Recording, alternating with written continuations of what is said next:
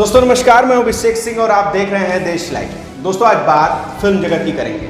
फिल्में समाज का आईना होती हैं और अब उस आईने और समाज के बीच सरकार अपना चेहरा लाने की कोशिश कर रही है। दोस्तों कोशिश पहले भी होते रहे हैं, पर फिर भी हर व्यक्ति, हर डायरेक्टर अपने हिसाब से, हर जो फिल्म निर्माता है, जो फिल्म निर्देशक है, वो अपने हिसाब से फिल्में बनाना चाहता है, पूरी आज़ादी के साथ फिल्में बनाना चाहता है। दोस्तों आपने गौर किया होगा कि इस समय सामाजिक आईने की सच्चाई दिखाने का दावा करने वाली भारतीय फिल्में सरकारी तंत्र के जाल से निकल नहीं पा रही हैं, चापलूसी में ही लगी हुई हैं। तमाम ऐसी फिल्में हैं दोस्तों जिनका उद्देश्य या तो सरकारी योजनाओं के प्रति लोगों को जागरूक करना था, या फिर जो हिंदूवादी जो एजेंडा है उसको बढ़ावा देना था, उसको आगे बढ़ाना था और धार्मिक भावनाओं को आगे बढ़ाना था।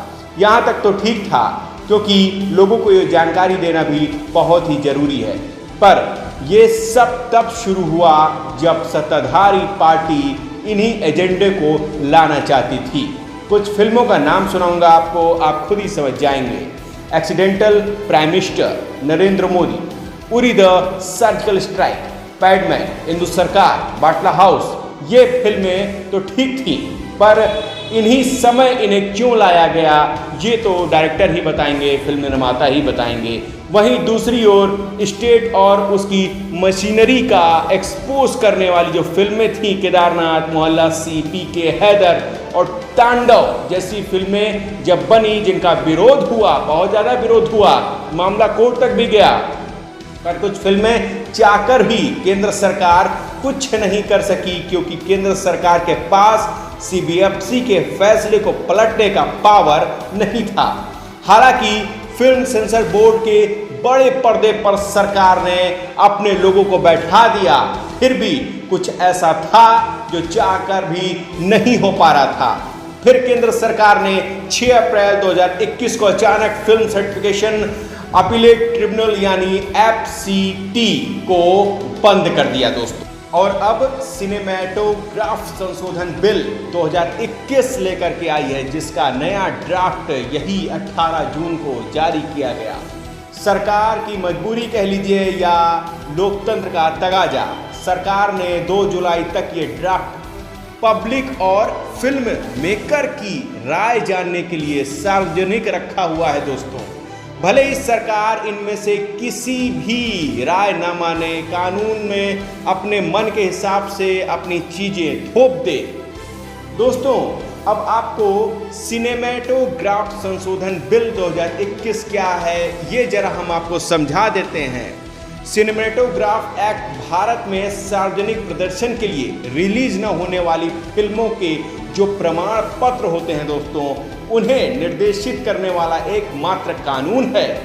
ये सीबीएफसी को नियंत्रित करता है, जिसे भारतीय सिनेमा घरों में रिलीज होने वाली प्रत्येक फिल्म को प्रमाणित करने का अधिकार है।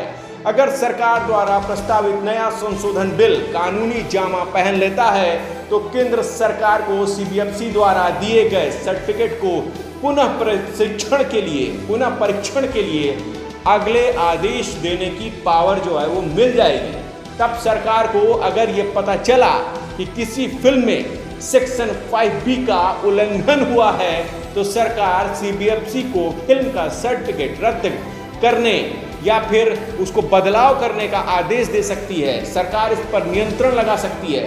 केंद्र सरकार के पास फिलहाल सीबीएफसी के फैसले को पलटने की कोई पावर नहीं है दोस्तों।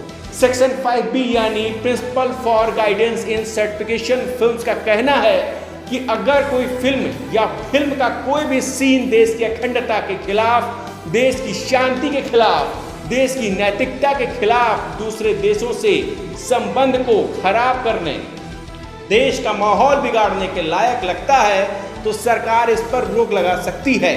हालांकि इससे पहले नवंबर 2000 में सुप्रीम कोर्ट ने कर्नाटक उच्च न्यायालय के उस फैसले को कायम रखने का आदेश दिया था, जिसमें हाई कोर्ट ने केंद्र सरकार के सीबीएफसी के किसी भी फैसले को ओवररूल करने का या बदलने के अधिकार छीन लिए थे। इस फैसले के बाद सरकार के पास सिर्फ इतनी पावर थी कि वो सीबीएफसी बोर्ड के हेड से फिल्म पर दोबारा विचार करने का राय दे सके। मौजूदा एक्ट में अगर हम बात करें तो सेक्शन 6 के आधार पर सरकार के पास फिल्म सर्टिफिकेशन की प्रोसीडिंग की रिकॉर्डिंग देखने का भी अधिकार है। इसके अलावा ड्राफ्ट में उम्र के आधार पर फिल्मों को सर्टिफिकेट देने का प्रस्ताव दिया गया है। नए प्रस्ताव में फिल्मों की उम्र के आधार पर बांटने को कहा गया है दोस्तों, जिसमें 7 साल से अगर ऊपर के लोग हैं तो उसके लिए यूए सर्टिफिकेट, 13 साल से ऊपर हैं तो भी यूए और 16 साल से ऊपर हैं तो यूए सर्टिफिकेट दिया जाएगा। इस समय की हम बात करें, प्रेजेंट टाइम की हम बात करें तो मौजूदा समय में फिल्मों को 3 कैटेगरी में बांटा गया है।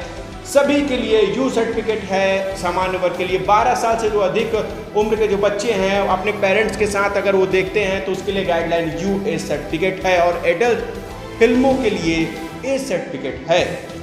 सोशल मीडिया पर कुछ लोगों का मानना है कि अब सरकार फिल्मों का नैरेटिव बदलना चाहती है, फिल्मी हस्तियों को अपने पक्ष में करना चाहती है। अक्षय कुमार, अजय देवगन और कंगना रनौत सरीखे चंद कलाकार सरकार के हर फैसले और हर अभियान में उनके पक्ष में दिखाई देते हैं दोस्तों। लेकिन वहीं दूसरी तरफ फिल्म इंडस्ट्री का एक बड़ा हिस्सा आज भी सरकार की नीतियों से दूर अपनी धुन में कला और व्यवसाय की दो पटरियों के बीच पर संतुलन बना करके चल रहा है, आगे बढ़ रहा है और सरकार की जो योजनाएं हैं उनकी आलोचना भी करता है, जो आलोचना करने लायक है। बॉलीवुड समेत देश भर के फिल्म निर्माता और कलाकार इस बिल के खिलाफ आवाज उठा रहे हैं। इसके खिलाफ अब एक ऑनलाइन याचिका शुरू की गई है और देश भर के फिल्म निर्माताओं और कलाकारों ने आवाज उठानी शुरू कर दी है। अब तक सीबीएफसी द्वारा दिया जाने वाला जो सर्टिफिकेशन है सिर्फ 10 साल के लिए वैलिड होता था, लेकिन इस नए बिल के लागू होने के बाद फिल्म का सिर्फ एक ही बार सर्टिफिकेशन होगा और वो लाइफ टाइम यानी आजीवन वैलिड रहेगा। फिल्म निर्देशक विशाल भारद्वाज ने कहा है कि फिल्म प्रमाणन पर कानून के संशोधन का क्या अजीब सा जो प्रस्ताव है। अगर किसी की शिकायत पर फिल्म के दोबारा जांच की जा सकती है तो सेंसर सर्टिफिकेट का क्या मतलब है, क्या औचित्य है। मंत्रालय ने वहीं जनता से राय मांगी है। उन्होंने अपील करते हुए कहा कि भारतीय फिल्म बिरादरी और फिल्मी प्रेमियों से आग्रह करता हूं कि इस अनुचित प्रावधान का जो विरोध करने के लिए धनप्रीत कौर @ips.gov.in पर ईमेल करें और 2 जुलाई की समय सीमा से पहले अपना राय साझा करें। बहरहाल अब जो राजनीतिकरण है वो कहीं ना कहीं बॉलीवुड में भी एंटर कर गया है और देखना ये होगा कि बॉलीवुड और राजनीतिकरण की जो केंद्र सरकार की जो नीतियां थी उसके बीच में जो तलखी है वो कहां तक मिटेगी, वो कहां तक समाप्त होगी। पर एक बात तो स्पष्ट है कि केंद्र सरकार अब इसमें भी उंगली कर रही है, इसमें भी अब अपने जो हाथ है वो उसे डरी है। बॉलीवुड को भी वो अपने नियंत्रण में लेना चाहती है। तो ये रिपोर्ट दोस्तों हम आपके सामने रख रहे थे और ये रिपोर्ट की अगर आप चाहते हैं कि आगे बढ़ाएं सरकार से कम इस रिपोर्ट को लेकर के और लोगों में जो है जागरूकता पहुंचे, लोग कम से कम विरोध रख सकें, अपनी राय रख सकें, आप कृपया करके हमें सब्सक्राइब करें। कोई भी राय मशवरा देना हो तो हमें ज़रूर कमेंट करें दोस्तों। नमस्कार दोस्तों।